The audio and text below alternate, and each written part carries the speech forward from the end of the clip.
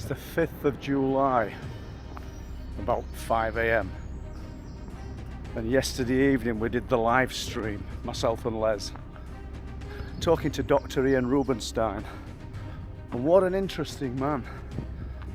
You know, it wasn't UFO related, it was more spirit and hearing the voices of, as Ian perceived them, the deceased.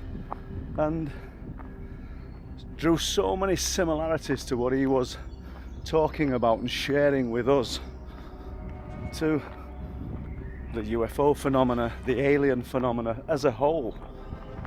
And we were talking about the thought process and how it kind of locks in to the ether, almost like the cloud. My thoughts now, memories and intent going out there from everybody across the world.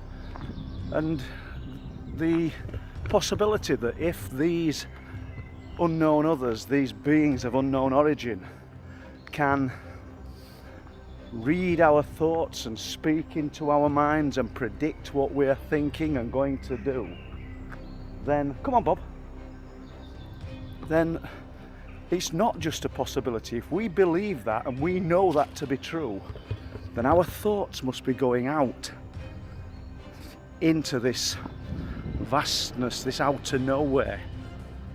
And maybe that's why the power of prayer connects to the great unknown, what people call God.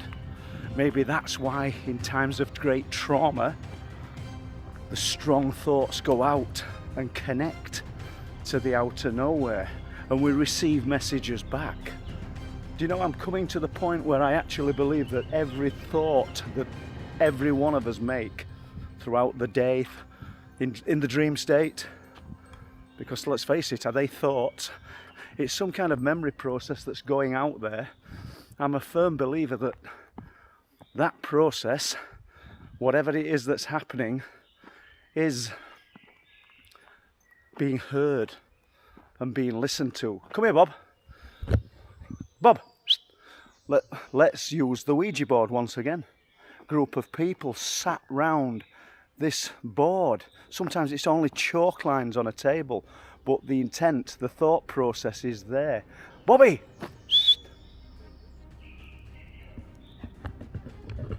He's not doing out wrong, understand, but when I look at the camera and speak to you guys, I can't keep my eye on him. And I've got to do, because he's just full on. It's like having a toddler. If he sees anything, he's away.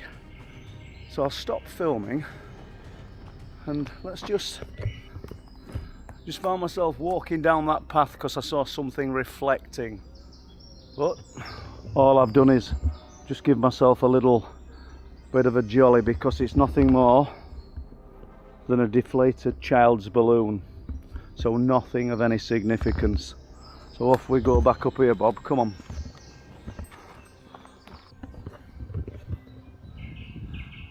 So is everything I'm talking about now, everything I'm thinking, being heard in the great outer nowhere? I would think it is, if we use unexplained phenomena as the template to put that theory forward. You know, and someone's already been here since I was last here. There's the little stone circle.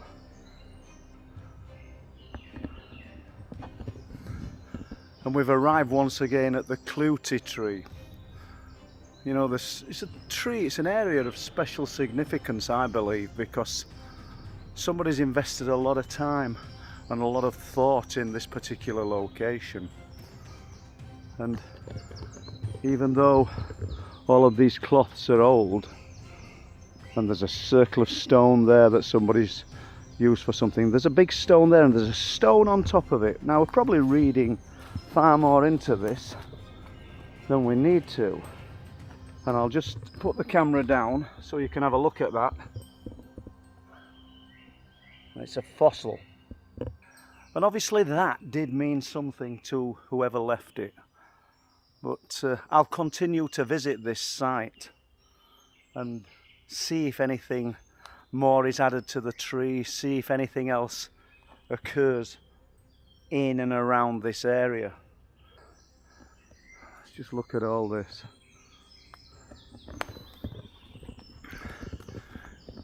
I exchanged a few messages only a few days ago with Peter, who used to live in the dike. I asked him about these trees, and at first, I don't mean he denied any knowledge of them, but he was very vague.